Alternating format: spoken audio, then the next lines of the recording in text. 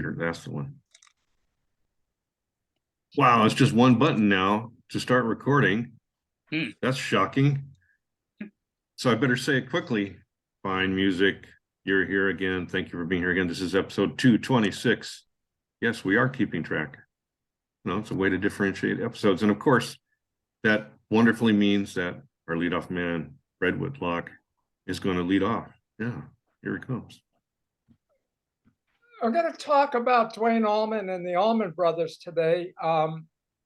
First, I'm going to talk about some live recordings the latter day groups of the Allman Brothers recorded.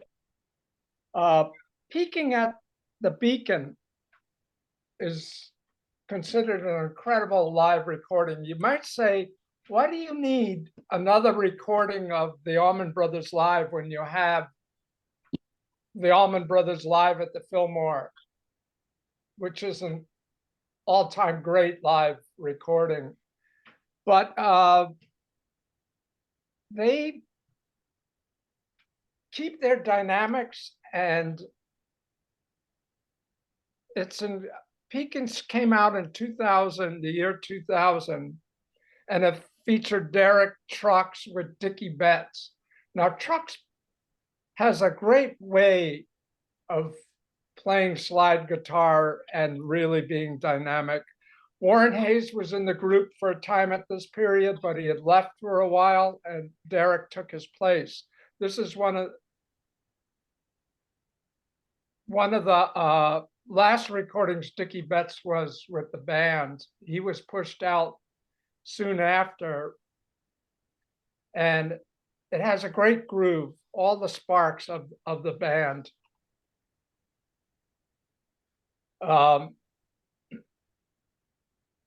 And it's got some great recordings on it.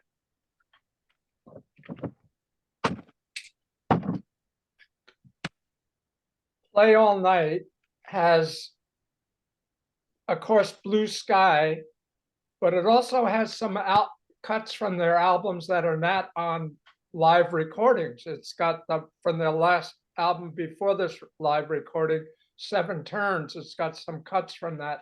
They have learned that they couldn't just keep playing the old songs over and over. They had to add some new material to their live shows. So they went into the studio and recorded the album 7 Turns. And this features some live cuts from that album, and also a great fresh version of In Memory of Elizabeth Reed, Revival, and of course, the show ends with Whipping Post, as every one of their shows does. And then came One Way Out. And this features cuts from their another studio album that came out in 2003, Hitting the Note. And Greg Allman is singing better than ever. Warren Hayes is back in the group. He's playing with Derek Trucks. And the sound is great. It captures all the intimacy of the band and has that dynamic tension. It's fresh and unpredictable because of the two guitarists just jamming together. Warren Hayes is just absolutely great for this band. And of course, Trucks brings back the spirit of Duane Allman in his own fashion. And this has some of those cuts like Trouble No More, Wasted Words, Good Morning Little Schoolgirl, Every Hungry Woman, Woman Across the River, Come and Go Blues. Some great tunes on this. And once again, a 5-minute version of Whipping Post. So short. Just as fresh. You would think you would be tired of that song, but when you hear it done again in a slightly different way with the bass player jamming with them, it brings out a new perspective of the tunes. Now, there's the box set, Sky Dog, is the Duane Allman retrospective. It's a 7 CD set covering his whole career. It's almost like a musical biography. It's put together by his daughter. And there's also, I might point out, a biography on Duane called Sky Dog by Randy Poe. Now, this starts out with very, very early recordings of Duane Allman. It has his group, The Escorts, Hourglass, Almond Joy, 21st of February. Some really early recordings that are not available anymore. And then it not only includes 129 songs, and only 21 of them are Allman Brothers tunes. The rest are all his studio recordings that he did throughout his career. And there's probably, as it was pointed out in an article, there's probably a lot more because he would just walk in the studio and play on whoever was recording at the time in Muscle Shoals or in New York.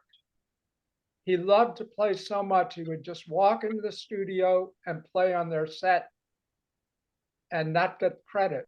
He didn't care about that.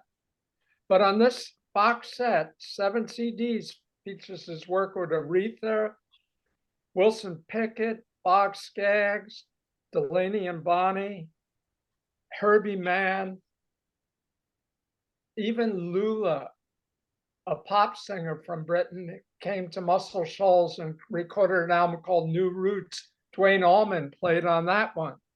It's a great wide berth of his musical abilities: pop music, R&B, soul, rock. It's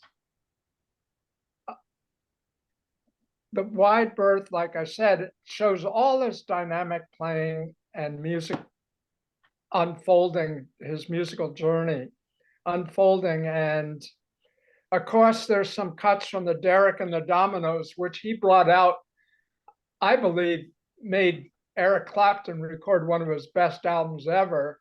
I don't think it would have been as good without Duane Allman on it, pushing Clapton to heights he never played before. And like I said, he across the boards, he played with just about everyone, even Laura Nyro and this R&B group Sweet Inspirations, lesser known R&B soul singer Jenkins, Jerry Jenkins. And this is comes with a 77-page book. I'll have to point out, right now it's on Amazon selling for $400. I haven't checked to see if you can stream it anywhere, possibly be able to stream it, but it's an incredible box set. I highly recommend it to any Duane Allman Brother fan. So I have a question. Have you listened to it, or you just? Yeah. Okay.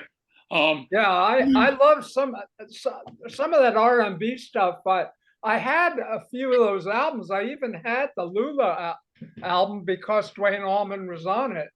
It's called Lula New Roots. And I think even he might have played on the Cher album when she went to Muscle Shoals.